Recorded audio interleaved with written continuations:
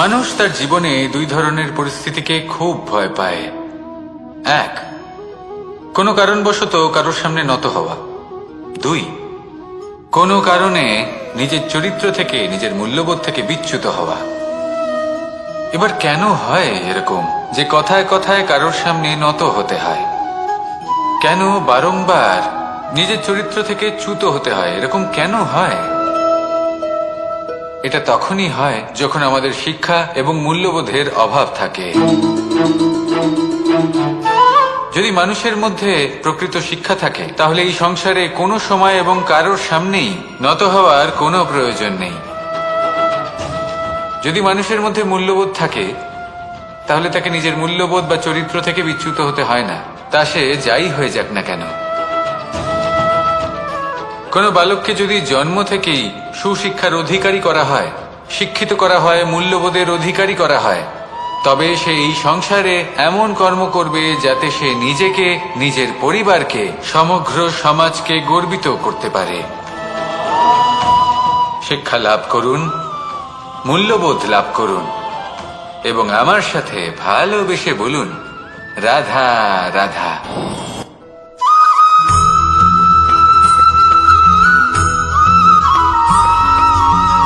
আপনি কখনো কোনো বাজকে নিজের বাসা বানাতে দেখেছেন? এই বাজ যখনই কোনো বাসা বানায় তখন উঁচু গাছের ডালে বা কোনো পর্বতের শিখরে বাসা বানায়, অনেক উচ্চতায়, আর সেখানে তার সন্তানও জন্মগ্রহণ করে। যখন এই সন্তানেরা জন্মায় তখন এই বাজ খুবই ভালোবেসে এবং খুব সাবধানে এদের পালন পোষণ করে। নিজের ঠোঁট দিয়ে তাদের ঠোঁটে খাবার পরিবেশন করে। কিন্তু যেই সেই সন্তানেরা হৃষ্টপুষ্ট হয়ে যায় এবং সেই কথা বাজ নিজে বুঝতে পেরে যায়, সেই বাজ নিজেই সেই বাসা ছিন্ন ভিন্ন করে দেয়। সেই সন্তান যাদের সবেমাত্র ডানা গজিয়েছে, কিভাবে উঠতে হয় তারা জানে না, সেই সন্তানগুলিকে উচ্চতা থেকে ঠেলে দেয়। সেই সন্তান প্রথমে ভয়ভীত হয়ে যায়। তারা সামনে মৃত্যুকে দেখতে পেয়ে ভয়ের কারণে তাদের ডানা ঝাপটাতে থাকে, আর সেই প্রক্রিয়াতেই সেই সন্তানগুলি উড়তে শুরু করে দেয়। এবার এই ঘটনায় আমরা কি শিক্ষা পেতে পারি? এটাই, যদি আপনি মাতা পিতা হন তাহলে নিজের সন্তানকে অবশ্যই স্নেহ করুন, কিন্তু তাদেরকে নিজের আঁচলের তলায় বেঁধে রাখবেন না। যদি আপনি চান আপনার সন্তান জীবনে উন্নতি করুক, তাহলে নিজের মুঠো থেকে তাদের স্বতন্ত্র করে দিন, এই সংসারে সংঘর্ষ করতে দিন। সেই সন্তান নিজেই বুঝতে পারবে যে জন্মের সময় পাওয়া ডানা কি করে ব্যবহার করতে হয়। আর আপনার চোখের সামনে আপনার সন্তান এই আকাশে উড়তে থাকবে। তাহলে আসুন আমার সাথে ভালোবেসে বলুন, রাধা রাধা।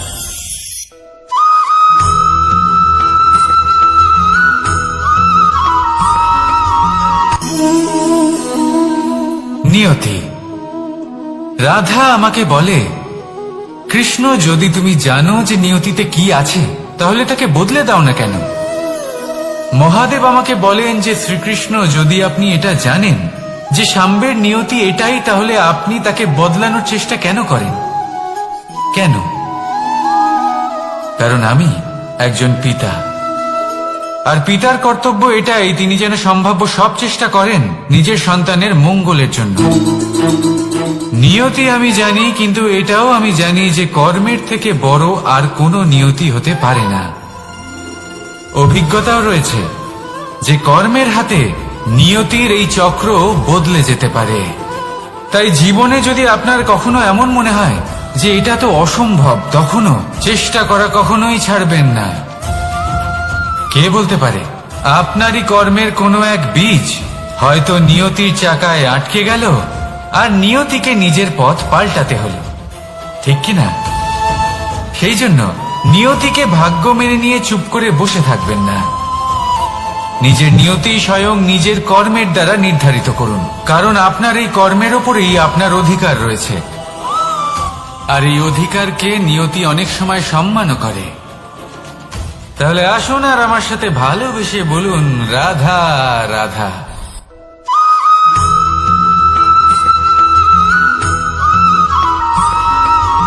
কখনো কখনো আমরা ভাবি যে কোনো ব্যক্তি যিনি ধর্মের পথে চলেছেন, যদি তার দ্বারা কোনো ভুল হয়ে থাকে তাহলে নিয়তি তাকে সেই মুহূর্তেই কঠোর শাস্তি দেন। কিন্তু সেই সব মানুষ যারা সংসারের সবথেকে বড় অধর্মী, বহু নিকৃষ্ট মানের কাজ করেন, তাদের নিয়তি অনেক সুযোগ দেন। তাদের নিয়তি এরকম কঠোর প্রহার করেন না। এই ভাবনা কখনো না কখনো মনে আসেই। ভেবে দেখুন কেন? আসলে জীবনকে বেশিরভাগ মানুষ একভাবেই দেখে থাকেন, বিভিন্ন স্তরে একে দেখা উচিত। এবার আপনি বলুন, এই সংসারে কোনো অধর্মী কখনো প্রেরণার উৎস হতে পারেন? কখনোই নয়। যে মানুষ নিজের আত্মাকে মলিন করে ফেলেছেন, তিনি এই সংসারকে কিভাবে প্রেরণা যোগাবেন? উনি নিজেই বুঝতে পারেন না কোনটা করা উচিত, ধর্ম কোনটা। তাই নিয়তি তাকে একটা সুযোগ দেন, এটা বোঝার সুযোগ দেন যে কোনটা উচিত, কোনটা ধর্ম। সুযোগ দেন নিজের বিবেক জাগিয়ে তোলার, তাকে সুযোগ দেন নিজের অন্তরাত্মার ডাক শোনার। যখন তাতেও কাজ হয় না, তখন নিয়তির কাছে একটাই পথ বাকি থাকে, আর তা হল মহাবিনাশ। মহাবিনাশ হয়তো দেরিতেই আসতে পারে, কিন্তু তা অবশ্যই আসবে। আর যখন মহাবিনাশ আসে, তখন মহাবিনাশের যন্ত্রণা সমগ্র মানব জীবনের যন্ত্রণার থেকে অনেক বেশি হয়। এই কথাটা সবসময় মনে রাখবেন। আর অন্যদিকে যে মানুষ ধর্মের পথে চলছেন, তার দ্বারা যদি কোনো ভুল হয়ে থাকে, তখন নিয়তি তার পরীক্ষা নেন। কিছুক্ষণের জন্য মানুষের মনে হতে পারে নিয়তি তাকে কঠোর শাস্তি দিয়েছেন।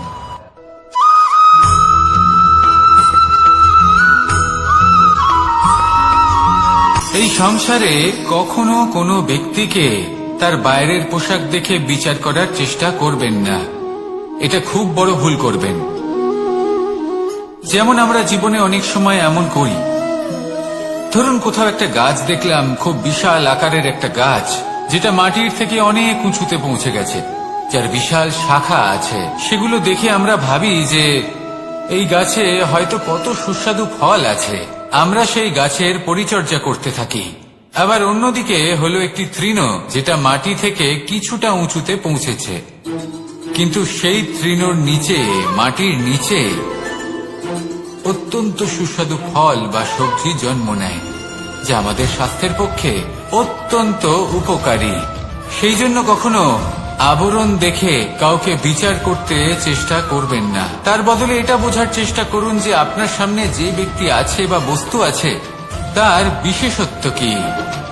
যদি এই বিশেষত্ব বোঝার ক্ষমতা আপনি অর্জন করেন, যদি এই শিল্প আপনি নিজের ভেতরে জাগ্রত করেন, তাহলে এই সংসারে বিশেষত্ব কি সেটা আপনি জানতে পারবেন।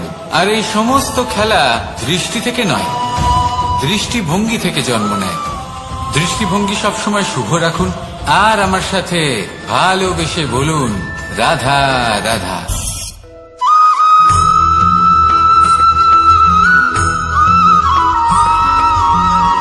পুরুষার্থ। শাস্ত্রে 4 ধরনের পুরুষার্থের কথা বলা হয়েছে। প্রথম হলো ধর্ম। আপনি কি জানেন এই ধর্ম আসলে কি? আপনার কি মনে হয় ধর্ম আসলে কি? কোনো বিশেষ ঈশ্বরকে মানাই কি ধর্ম বলা হয়?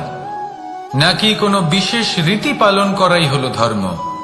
নাকি কোনো বিশেষ সাহিত্যকে সর্বশ্রেষ্ঠ মনে করাই হলো ধর্ম? না, ধর্ম হলো সেটা যাকে ধারণ করা যেতে পারে। আর ধারণ শুধু সেটাই করা যায় যা পবিত্র।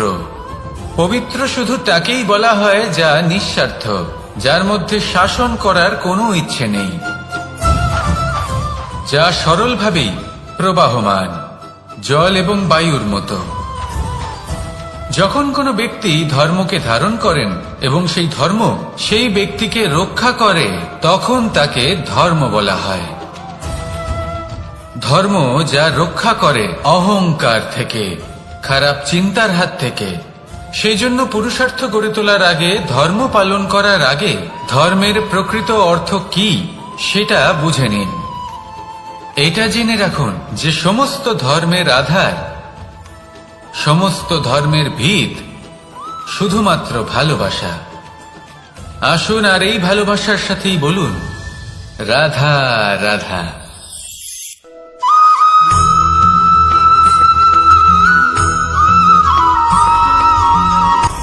আপনি কখনো পর্বতের শিখরে উঠেছেন? আপনি দেখতে পাবেন পর্বতের পদতলে প্রচুর সুন্দর ফুল রয়েছে, সবুজ বনানী রয়েছে। যত আপনি ওপরে উঠতে থাকবেন তত ফুল কমতে থাকবে, সবুজ বনানী কমতে থাকবে। আরো কিছুটা ওপরে উঠলে কাঁটা জাতীয় গাছ দেখতে পাবেন, শুকনো গাছ দেখতে পাবেন। আরো যদি ওপরে ওঠেন তাহলে পাষাণ দেখতে পাবেন। আরো উপরে উঠলে হিমখণ্ড দেখতে পাবেন। এই যে পর্বত, তা মনুষ্য জীবনের সব থেকে উত্তম উদাহরণ। মানুষ যখন সাফল্যের শিখরে পৌঁছতে চান, মহানুভবতার শিখরে পৌঁছতে চান, পথে যত আস্তে আস্তে উপরে উঠতে থাকেন ততই ভৌতিক বস্তু তার থেকে বিচ্ছিন্ন হতে থাকে। যদি তিনি সেই ভৌতিক বস্তুগুলি ত্যাগ না করতে পারেন তাহলে কখনোই সেই স্থানে পৌঁছতে পারবেন না। আর মানুষ যদি উচিত ত্যাগ করতে পারেন, পথে অগ্রসর হতে থাকেন, এগোতে থাকেন, তাহলে একদিন না একদিন তিনি মহানুভবতার, জ্ঞানের, সাফল্যের হিমের স্বাদ অবশ্যই লাভ করবেন। মনে রাখবেন, মানব জীবনে ত্যাগ হলো অত্যন্ত গুরুত্বপূর্ণ অংশ। আসুন আমার সাথে ভালোবেসে বলুন, রাধা রাধা।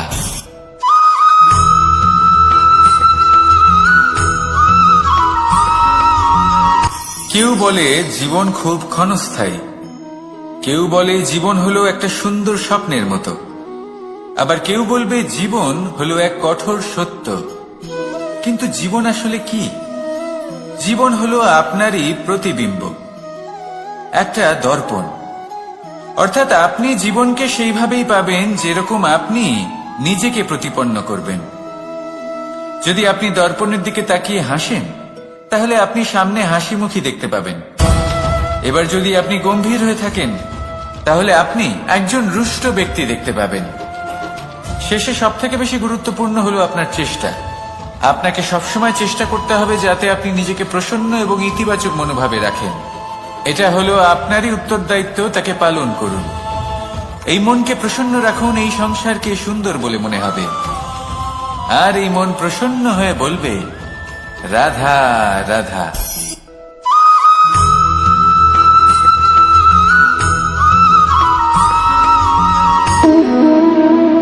সম্পর্ক হলো আমাদের জীবনের একটি আধার। কিছু সম্পর্ক এমন যা আমরা জন্মসূত্রে লাভ করি, যেমন পরিবার, মা, বাবা। কিছু সম্পর্ক আছে যা আমরা জীবনে অর্জন করে থাকি, তা সে প্রেমের হোক, স্নেহের হোক বা বন্ধুত্বের। এই সকল সম্পর্ক লাভ করার বা গড়ে তোলার 5টি ধাপ রয়েছে।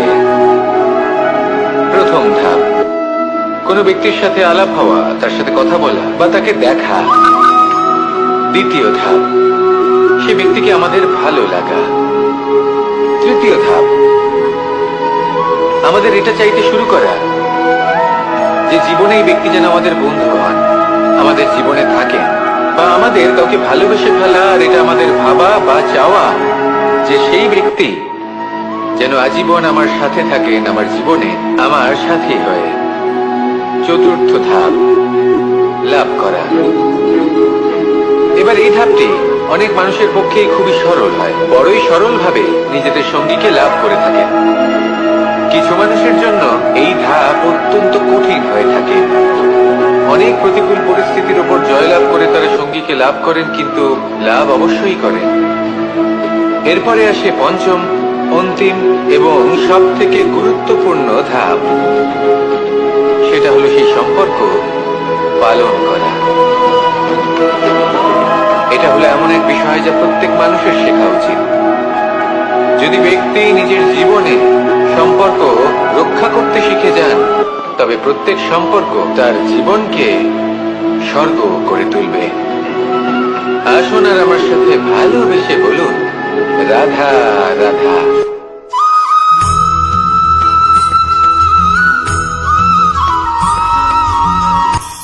কখনো কোনো বাগানের কোনো বৃক্ষকে দেখেছেন যেখানে সুগন্ধি ফুল থাকে, রসালো ফল থাকে?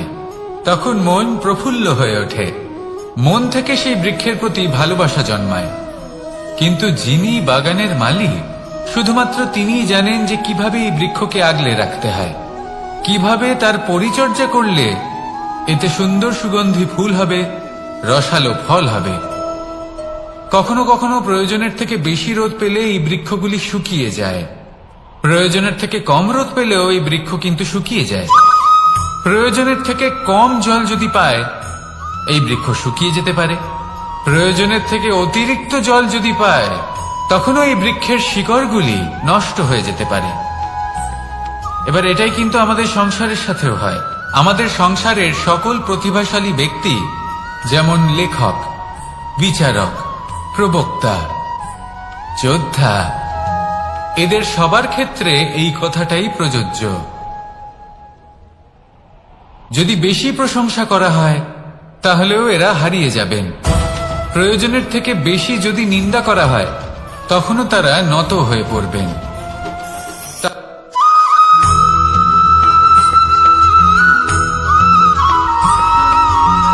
পঞ্চতত্ত্বের মধ্যে দ্বিতীয় তত্ত্ব হল ধরণী, ভূমি, যাকে আমরা ধরণী মাতা বলি।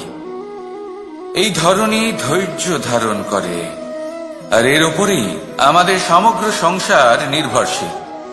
কারণ এই ভূমি সহ্য ক্ষমতা রাখে, এর সহ্য ক্ষমতা হল অপরিসীম। সন্তান যতই আঘাত প্রদান করুক না কেন প্রেম পূর্বক সহ্য করে, আর তার বদলে অমূল্য রত্ন প্রদান করে। সন্তান যদি হাল চালায় তাহলে তার বদলে তাকে অন্ন প্রদান করে। এটাই হলো ধরণী। এবার এর থেকে আমরা কি শিক্ষা পেতে পারি? এটাই যে কারোর জন্য কিছু করা বা কাউকে কিছু দেওয়া মনে কোনো কামনা ছাড়াই। আর এই কথাটা বুঝে যান, যদি কারোর জন্য কামনা না রেখে বা কোনো পাওয়ার আশা না রেখে কারোর জন্য কিছু করেন বা কারোকে কিছু দেন, যদি এটা আপনি শিখতে পারেন তবে আপনি ভালোবাসতে শিখে গেছেন। আর সেই জন্যই এই ধরিত্রীকে মাতা বলা হয়। কারণ মাতা শুধু উনি নন যিনি গর্ভে সন্তানকে ধারণ করেন, মাতা তো উনিও যিনি জীবন বাঁচতে শেখান, যিনি জীবন বাঁচার উদাহরণ প্রদান করেন। তাহলে ধরণীর থেকে এই নিঃস্বার্থ ভাব শিখুন, নিঃস্বার্থ ভালোবাসা শিখুন, আর এই ভালোবাসার সাথেই বলুন রাধা রাধা।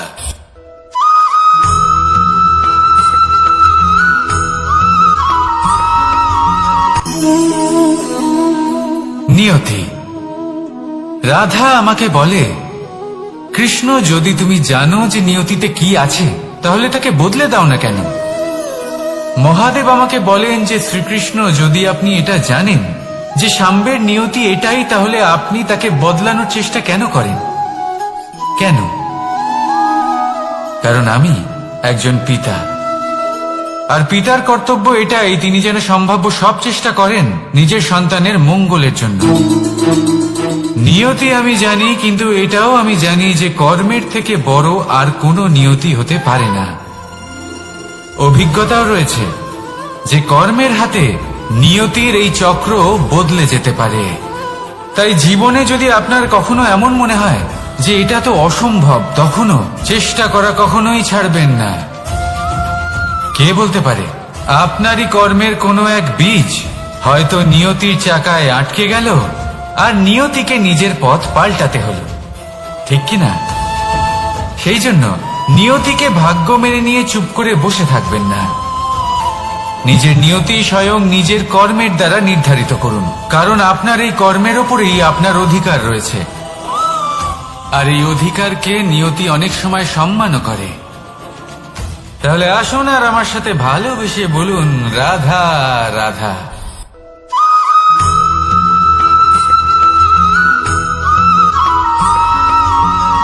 মানুষ ভাবেন যে ধন অর্জন করা হলো অত্যন্ত গুরুত্বপূর্ণ। তিনি আজীবন ধন অর্জন করতে থাকেন, ধন অর্জন করার চেষ্টা করতে থাকেন। সে যাই হয়ে যাক না কেন পরিশ্রম করতে থাকেন। স্বাস্থ্যের দিকে নজর দেন না, না উচিত সময় খাবার খান, না উচিত সময় ঘুমোতে যান, না পর্যাপ্ত সময় পর্যন্ত ঘুমন, কিছুই না। ধন অর্জন করতেই থাকেন, করতেই থাকেন। আর কিছু সময় পরে যখন তিনি অসংখ্য ধন লাভ করে ফেলেন, তখন তার সাথে ওনার শরীরে অনেক রোগ বাসা বাঁধে। এইসব রোগের উপচার করতে করতে সেই সমস্ত ধন যা উনি অর্জন করেছেন তা তিনি ব্যয় করে ফেলেন। শেষ পর্যন্ত কি হয়? আমরা যেভাবে এসেছি ঠিক সেইভাবেই ফিরে যাই, ধন এখানেই থেকে যায়। দেখুন, একটা অত্যন্ত গুরুত্বপূর্ণ কথা রয়েছে যে আপনার বোঝা উচিত। এই যে ধন, তার ব্যবহার করুন জীবনকে আরো ভালো করে তোলার জন্য। ধনের সদ্ব্যবহার করা উচিত, এমন যেন না হয় এই ধন আপনাকে ভোগ করে ফেলে। এই জীবনকে নিশ্চিত রূপে আরো শ্রেষ্ঠ করে তুলুন। কিন্তু এই ধন অর্জন করার এই প্রক্রিয়াতে নিজের সারা জীবনকে নষ্ট করে ফেলবেন না। এই জীবন উপভোগ করতে শিখুন, আর আমার সাথে ভালোবেসে বলুন, রাধা রাধা।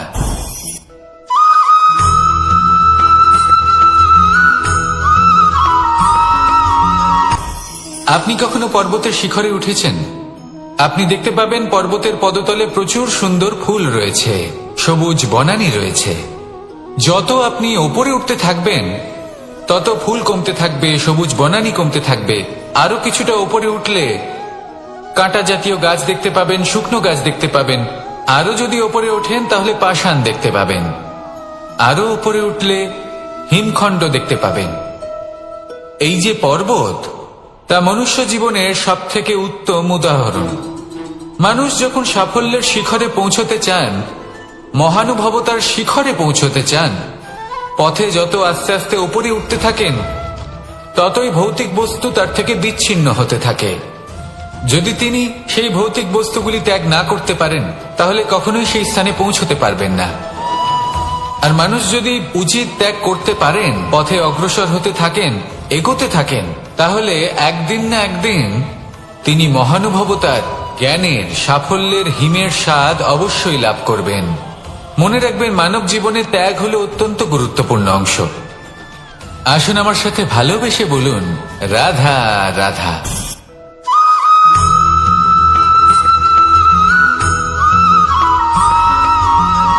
কেউ বলে জীবন খুব ক্ষণস্থায়ী, কেউ বলে জীবন হলো একটা সুন্দর স্বপ্নের মতো, আবার কেউ বলবে জীবন হলো এক কঠোর সত্য।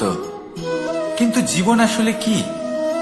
জীবন হলো আপনারই প্রতিবিম্ব, একটা দর্পণ। অর্থাৎ আপনি জীবনকে সেইভাবেই পাবেন যেরকম আপনি নিজেকে প্রতিপন্ন করবেন। যদি আপনি দর্পণের দিকে তাকিয়ে হাসেন তাহলে আপনি সামনে হাসি মুখী দেখতে পাবেন। এবার যদি আপনি গম্ভীর হয়ে থাকেন তাহলে আপনি একজন রুষ্ট ব্যক্তি দেখতে পাবেন। শেষে সবথেকে বেশি গুরুত্বপূর্ণ হলো আপনার চেষ্টা। আপনাকে সবসময় চেষ্টা করতে হবে যাতে আপনি নিজেকে প্রসন্ন এবং ইতিবাচক মনোভাবে রাখেন। এটা হলো আপনারই উত্তরদায়িত্ব, তাকে পালন করুন। এই মনকে প্রসন্ন রাখুন, এই সংসারকে সুন্দর বলে মনে হবে। আর এই মন প্রসন্ন হয়ে বলবে, রাধা রাধা।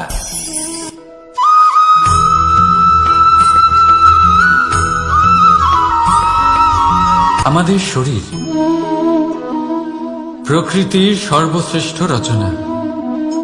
যে অঙ্গ প্রত্যঙ্গ আমরা লাভ করেছি প্রত্যেকটির মধ্যে একটি নিজস্ব বার্তা রয়েছে।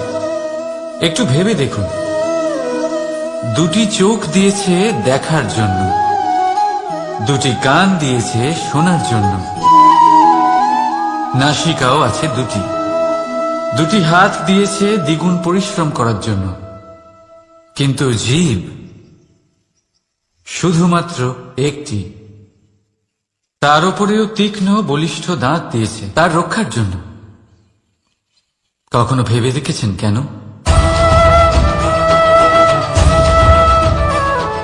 কারণ শব্দ আর শব্দের প্রয়োগ মানুষের সবচেয়ে বড় অস্ত্র, যার প্রয়োগ যত ভেবেচিন্তে করা যায় মানুষ তার জীবনে ততটাই উপরে উঠতে পারে। তাহলে মনে রাখুন, দেখুন, শুনুন আর বুঝুন বেশি, বলুন কম। রাধা রাধা।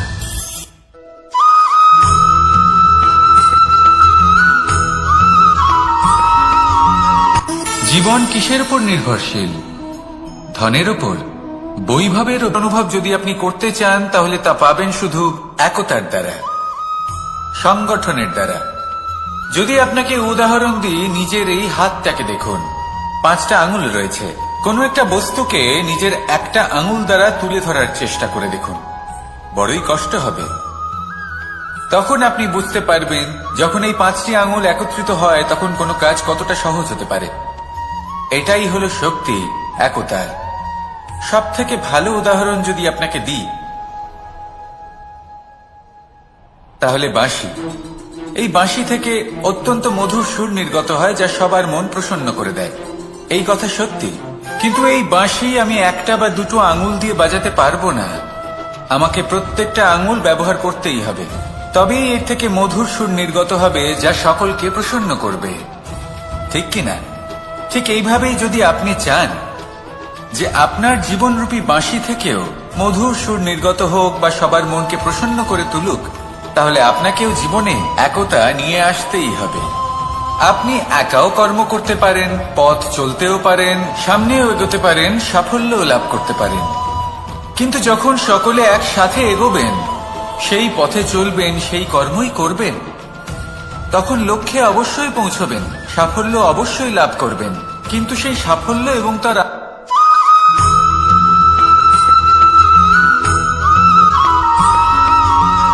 এই সংসারে সব থেকে বেশি কোমল বস্তু হলো রেশম। এই রেশম এতটাই কোমল হয় যে এর পুরো একটা থান শুধুমাত্র একটা হাতে ধরা সম্ভব। কখনো ভেবে দেখেছেন এই রেশম কিভাবে হয়? একটি কীট তার লালার দ্বারা উৎপন্ন হয়। এই কীট সেই রেশমকে পাক দিতে থাকে, পাক দিতেই থাকে।